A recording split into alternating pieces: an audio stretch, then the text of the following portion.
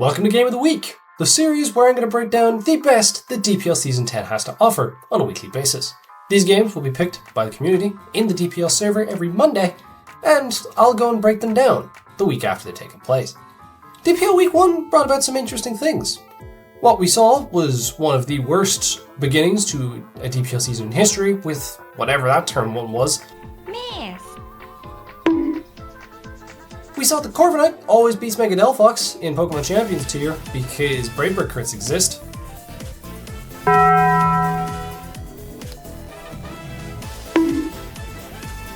And we saw that Bellydrum Clefable is sometimes the optimal bring into Mega Absol.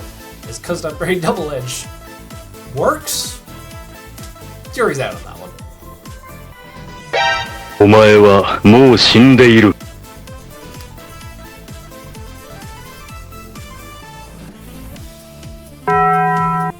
However, we're going to focus on a game that took place in the ORAS tier between II, predominantly an Usum player, and Rai, the guy that's kind of good at ORAS. This was an incredibly high caliber game. I'm glad this game won, and I can't wait to break this game down. If you guys have been enjoying the DPL content and are looking forward to more, please do let me know, and do get involved every single week with the polls that I'll be sticking up in the server every Monday morning. And without further ado, let's dive into our game of the week. Getting into the matchup here, which shoutouts to CB Marcus for giving me this graphic, we have Rai's team, consisting of Lando T, ThE, Starmie, Heatran, Azumarill, Spiritomb, Mega Venusaur, and Girder, and I's team, consisting of Garchomp, Skarmory, Starmie, Electros, Sylveon, Drapion, Mega Charizard Y, and Zangoose. Wish that could have been a Trevenant, but we're all bozos over a trick of eye. And on paper, there's a lot of really interesting tidbits here. Mega Venu, on paper, looks incredibly annoying to I's team, because Leech Seed looks incredibly free on many occasions. It's also his best check to Garchomp, because Garchomp can run so much coverage here that it does make it very scary for anything that's not named Venu. So you would expect it to be a fatter Venu that's designed to come in on the Garchomp, Leech Seed up, can sleep powder things, and Synthesis, especially with the Sun Boost, looks like that is going to be one of the key points to Rai's gameplay. ThE also looks like it can be scary in the endgame, because the combination of electric plus ice looks very strong. Especially if the Electros is pressured, which he should be able to do with some of his other mons. On I's side, like I said, the Garchomp looks pretty good. Zard Y looks very strong, because of the fact that it can run a lot of coverage to deal with the stuff that it wouldn't like. You know, you have Solar Beam for Starmie and Azumarill, you can run EQ for Heatran, and Fire Blast across the board looks quite good. You also combine that with this being an interesting Skarmory matchup, especially from a weak armor perspective, because with that speed, it can now get over something like a Mega Venu or a Starmie and threaten them with strong Brave Birds. The Starmies on both sides are interesting, because Rai's looks pretty potent. The issue is that there is a Sylveon and there is a highly likely Assault Vest in the Electros. It could also get Pursuit Trapped by some very interestingly designed Drapion sets. And the same can go for I's Starmie in terms of the Spiritomb, but the Spiritomb is far less obvious a bring, shall we say, in comparison to the Drapion. And you combine that with it's not the greatest Sylveon matchup because Heatran can't shut it down, but maybe you could see something like Combine Weakness Policy come into play. Overall, there's a lot of cool pieces on both sides. Also, with Gravity, Lando looks quite scary because the ground checks all very much do not like being dragged down to Earth, and EQ is just a very free click. So maybe he designs something else to get the Gravity up, but even if it is like Rock Polish Gravity Lando itself, that is scary. So overall, a lot of interesting bits. I think I would give Rai the edge in the matchup on paper, because he does have more potent offense, and Mega Venu is a bitch to kill. But we can hop into the game now and see what exactly goes down. We get into the game here, and the interesting things is the benching decisions made on both sides. We see that Rai opted to bench the Heatran, which probably puts I in a bit of an unfortunate position because he decided to bench his Sylveon. So the fairy resists were not as potent, especially since Venusaur is likely pressured with the existence of Garchomp and potentially even something like Drapion. We do see the two Starmies, and it also means that since there isn't a Heatran, it's more likely that Azu is Assault Vested, Or maybe the Starmie's assault vest, because Zard-Y on paper, if it can get in, looks like it could be a major issue. We do see the Spiritomb break, which makes I's Starmie less effective, but there is potential text to get around that, such as something like Conquer Power Weakness Policy. And it could also just fish for Skull Burns, because this is ORAS and Skull Burns are broken. So there's definitely some interesting bits here. The lead dynamic is probably the most interesting one on paper, because on Rye's end, you would think that Lando looks kind of free. The only problem would of course be a Skirmary, since Breakbird does look pretty nice, as does getting up hazards, since Starmie clicking Rapid Spin means that it's not clicking an attack, and Starmie clicking an attack looks far scarier here, especially because if like the Drapion is offensive for example, it's going to be taking too much damage, and if the Electros is AV, that just means it's more and more likely the Thundy can do some work in the endgame, with say like a Nasty Plot set, or Agility, or something like that. So there's definitely quite a few bits to note here, there's many layers of complication here, which is what makes this game so interesting to talk about. And, you know, we'll get through that as the game goes on. So let's dive right in. Turn 1 we see the Drapion lead as we see the Azumarill lead from Rye's end. And I'm going to pause it here because we see the air balloon on the Drapion. And as we've said, this Azu is most likely AV, because otherwise he does look quite weak to Zard. But Rye does need this assault vest, this air balloon gone from the Drapion. Reason for this is because if this is SD for example, and he swaps out into a Lando, this looks incredibly scary, because Drapion probably forces multiple kills. Because Venusaur won't really be able to deal with it, not if he does Leak Seed, which might even get shut down by something like Taunt or even Substitute. Because with Dual Stab or even HP Fire, there's a chance that Drapion can't just eat those for breakfast. So this thing looks incredibly scary on paper. And this is what leads to Rye making the decision to stay in, take the Poison Jab, and break the air balloon with Aqua Tail. And this, as a trade, seems to benefit both sides, because on paper we see the knockoff and we do see the assault vest going from the Azumarill. This benefits both sides, because a weakened Drapion means that Venusaur is better, Starmie is better for Rye, and a dead Azu means that Zard-Y is incredibly scary, especially if he can prevent rocks for as long as possible. So Azu goes down, we see the Starmie come in here, as we see I pivot into the Electros, as that Life Orb T-Bolt doing 12 confirms that this is in fact a very fat Electros that's just designed to pivot in and pivot out. And this is probably a mon that Rye's going to want damage on, seeing as most of his team don't really like it. We see the switch into Venusaur as I gets off the slow U-turn, and in comes Charizard for the first time. And here, welcome to the very fun segment of Sun Stalling, as Fire Blast does 60, Synthesis heals up 67. Then Fire Blast does 60, and Synthesis heals up. It's hard to know who this really benefits, because no Synthesis Venu means that Garchomp is way scarier, but no Fire Blast Zard means that Lando can deal with it relatively okay. So they're both just kind of stuck in this stalemate though, because with the reveal of Life Orb Starmie, Fire Blast is going to do too much damage, and Rye needs the help.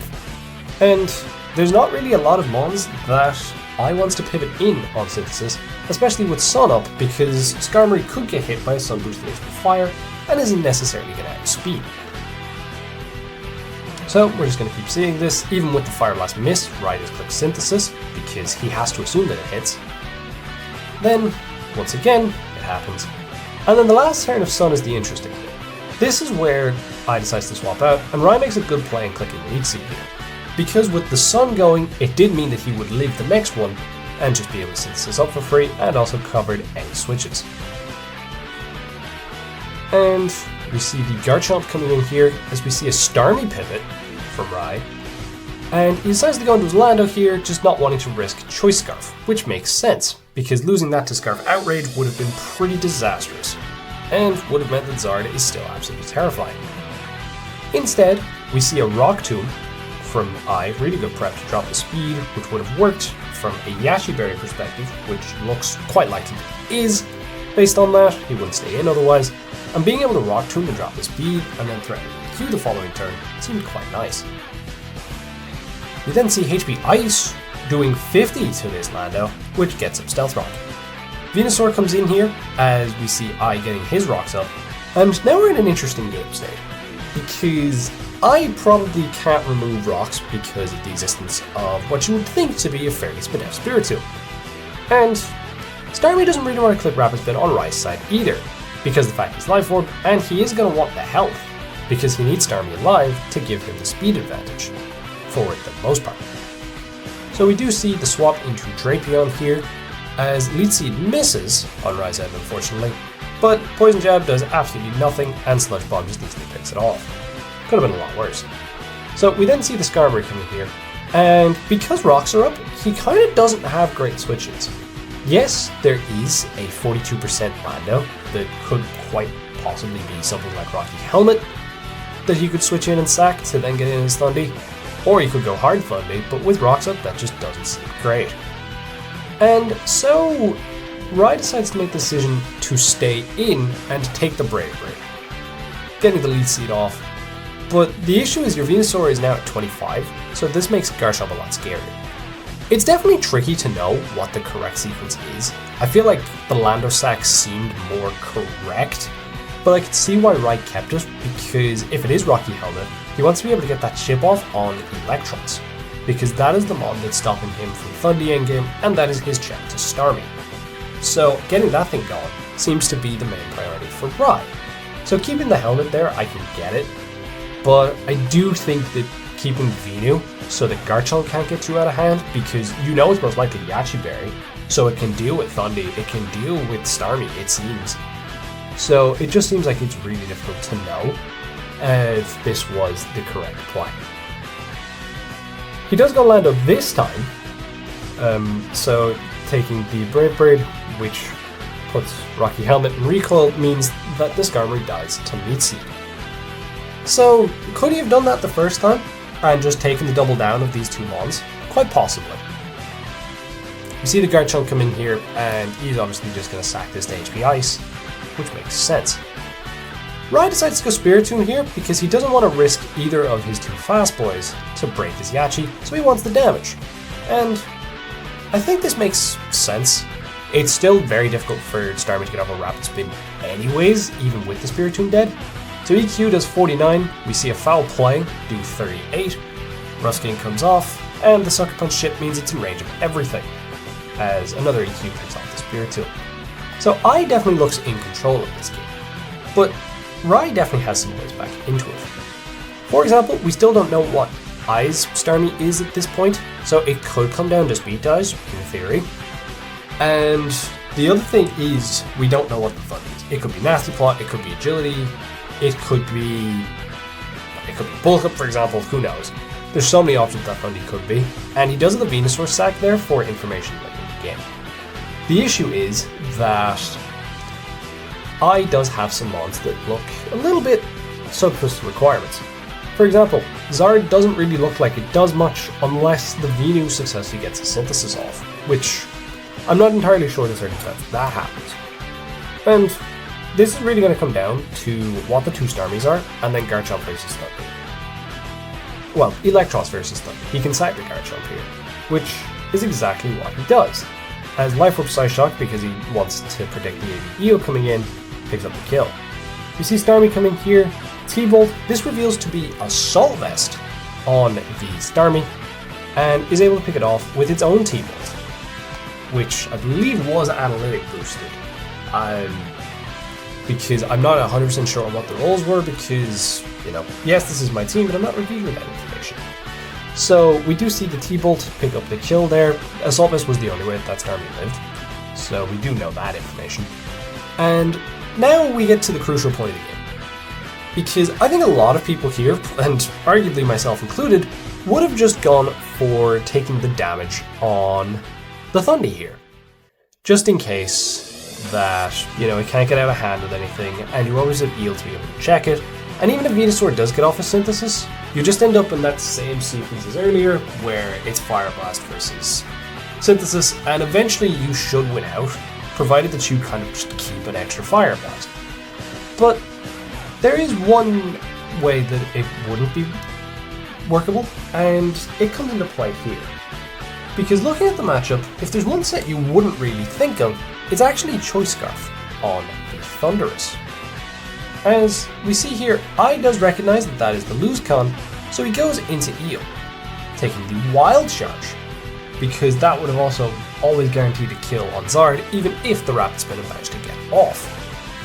So this gets interesting, because now he has guaranteed himself a Starmie that'll hit to be able to kill the Venusaur later, and if he didn't do that, it's very possible that this game was over.